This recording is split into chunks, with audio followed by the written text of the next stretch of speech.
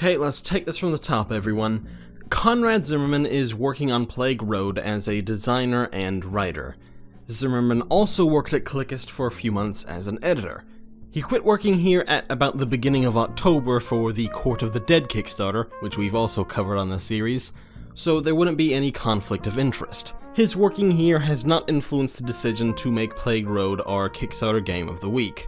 Now, speaking of Court of the Dead, I think it's pretty clear where Plague Road has come from.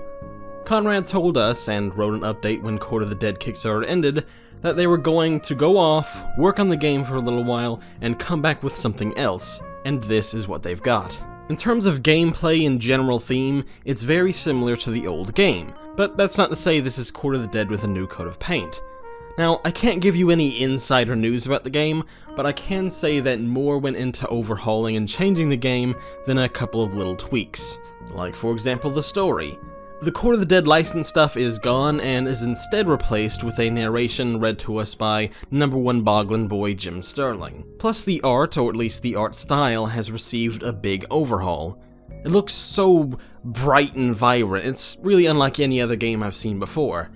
It's like playing in a painting, kinda like Double Fine's Broken Age, but with a louder and bolder feel to it. Basically, Plague Road is a turn-based tactical RPG set in a Dark Souls-esque fantasy world. A lot has been made of the comparison between it and Darkest Dungeons with its setting and overall gameplay structure, but there are some big differences. Darkest Dungeon had your party on a two-dimensional line, for example, where Plague Road will set you on more of a three-dimensional grid on a 2D perspective. But those comparisons are going to be made, especially with the addition of Jim Sterling as the narrator, using his British accent to deliver macabre poetry. Now, one of the biggest questions of the original campaign, possibly flaws depending on how you look at it, were the microtransactions.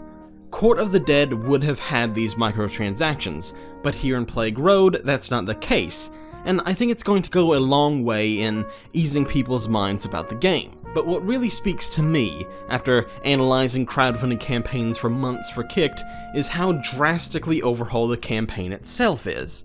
It's like night and day. The page is much better laid out, the information is more clearly presented, and there's actual information about the developers. You can see Conrad's mustache in all of its glory, you can see Jim Sterling pointing a finger gun at his head, and you can see everyone working at Arcade Distillery. Did you know Luke Bernard and David North were working on the game? Well, now you do know. It's always good to know who you're giving money to, right? And the funding goal has been drastically lowered as well. It's down from the $250,000 they were asking for on Court to just $30,000 for Plague Road, and for once, I can understand the decreased funding goal. Court of the Dead was a pre-existing IP from Sideshow that Arcade Distillery was working with, so chances are that Sideshow played a big role in not only setting up the cost of the game, but its developers as well. Now that they aren't working with them anymore, or at least with this, the developers have more breathing room in terms of how they're going to develop the game. All in all, I'm rather impressed with Plague Road. I'm not just saying that for Conrad's sake. Take a look at the campaign for yourself and form your own opinion. This isn't the kind of game for everyone, which, is why it's on Kickstarter. Right now it's sitting at about $20,000 of its $30,000 goal, so there's no guarantee this will make it. Still, it's looking pretty good, and I'm not just talking about the odds of it getting funded.